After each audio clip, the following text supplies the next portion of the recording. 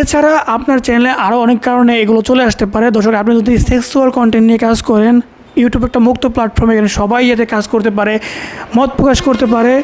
এই জন্য কিন্তু তারা এই প্ল্যাটফর্ম তৈরি করেছে। সো আপনি কখনোই সেক্সুয়াল কন্টেন্ট, 18+ কন্টেন্ট, মানুষের প্রাইভেসি নষ্ট করতে পারবেন না। আপনি ইউটিউবের কমিউনিটি গাইডলাইন্সের মধ্যে যে মিসলিডিং ম্যাটারের কথা বললাম, এগুলো করতে পারবেন না। আরও অনেক কিছু রয়েছে যেগুলো আপনি যদি করেন তাহলে কিন্তু আপনার চ্যানেলে কমিউনিটি গাইডলাইন স্ট্রাইক চলে আসবে।